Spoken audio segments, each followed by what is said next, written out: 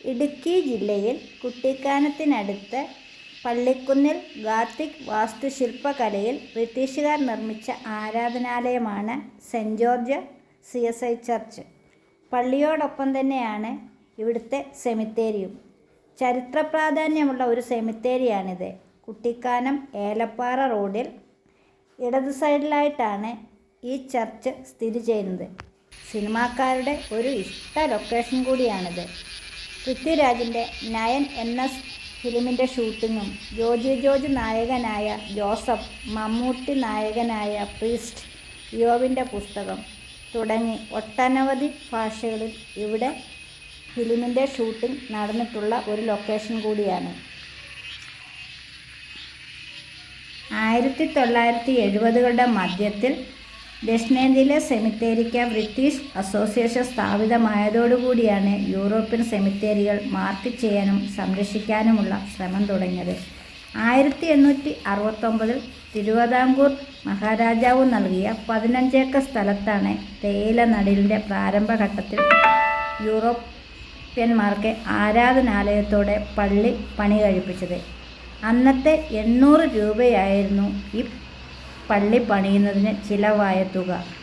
ഈ പള്ളിയിലുള്ള തടി കൊണ്ടുള്ള ബെഞ്ചുകൾ ഉൾപ്പെടെ എല്ലാ ഫർണിച്ചർ സാധനങ്ങളും അന്ന് ബ്രിട്ടീഷുകാർ ഉപയോഗിച്ച സാധനങ്ങൾ തന്നെയാണ്. ബ്രിട്ടീഷുകാർ പണി കഴിപ്പിച്ചിട്ടുള്ളതും ആണ് ഈ സാധനങ്ങൾ.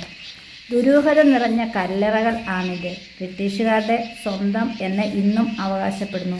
1859 ബ്രിട്ടീഷ് മിഷണറി ഹെൻറി മേക്കർ ജൂനിയറിൻ്റെ നേതൃത്വത്തിലാണ് പള്ളി നിർമ്മിച്ചത്. മൂന്നാറിലെ ബ്രിട്ടീഷ് ചർച്ച് കൂടാതെ ഹൈറേഞ്ച് മേഖലയിലെ ആദ്യത്തെ പള്ളി കൂടിയാണിത്. പള്ളിയുടെ മുൻവശത്തും വലതുവശത്തുമുള്ള സെമിത്തേരി ബ്രിട്ടീഷ് സെമിത്തേരിയിൽ 34 യൂറോപ്യൻ പൗരന്മാരുടെ സെമിത്തേരിയാണുള്ളത്. അവിടെ അടക്കം ചെയ്യപ്പെട്ട ഒരു ഇന്ത്യൻ വംശജൻ പണിയിൽ സേവനമനുഷ്ഠിച്ച ഇന്ത്യൻ പുരോഹിതൻ നല്ലതമ്പിയാണ്. ഇന്ത്യക്ക് സ്വാതന്ത്ര്യം ലഭിച്ചതിനു ശേഷവും ഇപ്പോഴും ബ്രിട്ടീഷ് ഹൈക്കമ്മീഷണർ അധീനതയിലുള്ള ഈ സ്ഥലത്തെ മറ്റ് സഭാംഗങ്ങളെ സംസ്കരിക്കാൻ അനുവാദമില്ല. വൈദികരുടേതായാലും ബിഷപ്പുമാരുടേതായാലും. ബ്രിട്ടീഷ് സെമിത്തേരിയിൽ ബ്രിട്ടീഷുകാരുടേതല്ലാതെ മറ്റൊരാളിൻ്റെയും മൃതദേഹം സംസ്കരിക്കാൻ ഇപ്പോഴും അനുവാദമില്ല. 77 വർഷങ്ങൾക്ക് മുമ്പ് തൻ്റെ 2ാം വയസ്സിൽ മരണപ്പെട്ട ബ്രിജിറ്റ് മേരി എന്ന കൊച്ചു പെൺകുട്ടിയുടെ കല്ലറയും 2 കൈകളും നഷ്ടപ്പെട്ട മാർബിളിൽ തീർത്ത ഒരു ശില്പം ഇവിടെയുണ്ട്. ഒരുപാട് ദുരൂഹതകൾ നിറഞ്ഞ ആ ശില്പം ഇവിടെ എത്തുന്ന ആരുടെയും ശ്രദ്ധ ആകർഷിക്കുന്ന വിധത്തിലുള്ള ഒരു പ്രതിമ തന്നെയാണ്. അത്രയ്ക്ക് മനോഹരമായ ആ പ്രതിമ ഏവരെയും ആ 2 വയസ്സുള്ള കൊച്ചുകുട്ടിയിലേക്ക് ആകർഷിക്കുന്നതാണ്.